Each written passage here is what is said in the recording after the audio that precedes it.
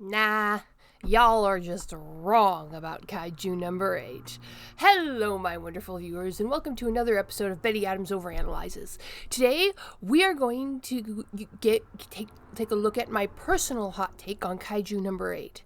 Specifically on how people are talking about this long turn-ear battle arc that has been going on from chapter 70-ish to chapter 94 at this point, and that looks to keep on going for several chapters more. The biggest criticism I see out there is that the pace is too slow, causing the story to bog down and stall out, and I could not disagree more. The tourney arc, a staple of shonen manga, and Kaiju number 8 as a whole is a very well-paced, as the story has been progressing apace nicely. You may claim the opposite, of course, but I am certain that our different points goes down, not to the pacing, but to the expectations as to what kind of story this is in the first place. You see, this is not a purely externally focused story, like many shonen manga. It is very much a balance between external goals and the internal personal development of the characters, with the weight of the main story being about how the characters are developing. And, the way I figure it, Matsumoto wrote the story out of spite. A bit of a stretch, I know, but hear me out. I swear we're circling back to the main point. The clue to my perspective is in the name of the main character, Kafka. Franz Kafka was an author most famous for his work called Metamorphosis, a story where the main character is changed into a giant cockroach as he sleeps overnight in his bed. Old Franz K's work was, in a word, depressing. In the Metamorphosis, the main character just gives up and dies alone and unloved by his family, with his family being the better off for his death. Depressing, no? Most of our boys' Franz Kafka stories focus on isolation and depression, in fact. Now, I tell people I started writing my own books out of spite. I was an eager young 20-something and desperate for new science fiction or fantasy when I was first given a Game of Thrones. I could not put that book down, and I loathed it. Martin had a skill for gripping, and in my opinion, revolting writing. It seemed that nothing good, nothing beautiful, nothing precious could exist in his world without him deliberately tainting it with something foul, vulgar, or just straight up evil. Not as if Martin was sharing a hard but necessary truth, either. It was as if Martin was simply reveling in the titillation of the vulgar, a storytelling style I detested, but I couldn't put the book down, and I deeply resented that. Then I whined about the state of science fantasy to my mom one too many times, and was bluntly told to stop whining or do something about it.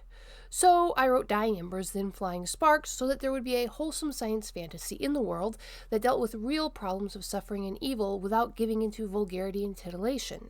I think that many readers have similar stories. They get so offended by how a story is handled that they feel the urge to write a better story. I am told that the ending of Attack on Titan inspired similar frustration and rage in the audience. I wouldn't know, having tapped out right after Aaron discovered the secret of the brain juice, due to my local library no longer carrying a print version of Jump Monthly. I miss that. So, what I think happened is that our boy Matsumoto got his hands on some of the more depressing of the stories and books by old Franz K. And Matsumoto resented that depression, resented the sick feeling that reading that kind of everybody dies and everybody is awful story leaves you with. So Matsumoto decided to write a better story. One where terrible things do happen, where suffering is very real, but where there is also love, hope, and enduring friendship. Kaiju number 8 does deal with isolation and depression, and a sense of uselessness and unsatisfied desire for love. In fact, Kaiju number 8 deals with it realistically and honestly, but instead of depression, you are met with hope. Kafka transforms into a monster in his bed, and his buddy Reno is ride or die. Reno's freaked out, terrified, but Reno is honest about his terror and 100% ready to take care of his friend, be it guiding Kafka, making sure he eats, or standing up for him to the defense force. Kokoru is desperate for her family's approval, and not only does she end up getting that approval in the end, she matures enough to understand that she must look outside her family for that level of emotional connection as she ages. Hoshina, he has this giant wad of pride and resentment in him and stubbornness that made him desperately cling to the image of being a responsible and useful member of society at the expense of actually taking joy in his life work, and he works through that. Now, Kokoro also had pride to overcome, to admit that she also had perfectly normal desires for praise and acknowledgement. So again, there was a theme that what was holding her back was her desire to not be thought of as selfish or immature. It was her hypocrisy, as the same as with Hoshina. Even in battle with the two platoon leaders, the story was focused on these very real motivations that drive people. In this case, a girl wanting to be closer to a guy she admired and facing that aspect of human nature. Then there is Jin, desperate for the praise from the late great General Director Iso Shinomiya, rising to the challenge even after the external source of his confidence is no longer there. These personal story arcs serve to illustrate that we humans are not naturally selfless beings, and that even in the greatest acts of heroism, there is always that strain of selfish desire driving us. If we don't acknowledge that dual nature of humanity, the self-serving taint, too, even of our best motivations, it holds us back. Perhaps not surprisingly, in this arc, it's Kafka, who already had grappled with his motivations, has the quickest fight. He came, he saw, he punched like a hydraulic press because he'd already gotten over his demons.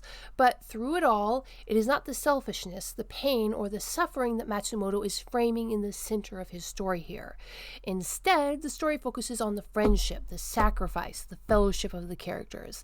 That is the focus of the story. And that story, the story of a group of flawed people pulling together to face a disaster, that story has a great pace. But what do you think, my wonderful viewers? Is this a well-paced, internally focused story, or a dragging, externally focused story?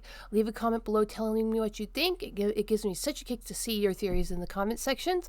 Hit that like and subscribe button, and peace out, my wonderful viewers. Do you love awesome science fiction books? Of course you do. If you check out the links below the video, you can get yourself a copy of Comedy or Tragedy. Humans Are Weird. I have the data. Humans Are Weird. We took a vote, and Humans Are Weird, Let's Work It Out are the 3 comedy short story books available on Amazon, Barnes & Noble, Kobo by Rakuten, Google Play. There's even some copies at Powell's Books, the famous used bookstore in Portland, Oregon. Dying Embers, dragons, aliens, and things that go boom in the night, and soon Flying Sparks, more dramatic traditional science fiction novels, are also available at Amazon. Flying Sparks is still in the pre-order page. If you want a copy, you can email me by contacting the website to pre-order yourself a copy. It's still being edited. So check out the links below the video to get yourself a copy of some wonderful science fiction.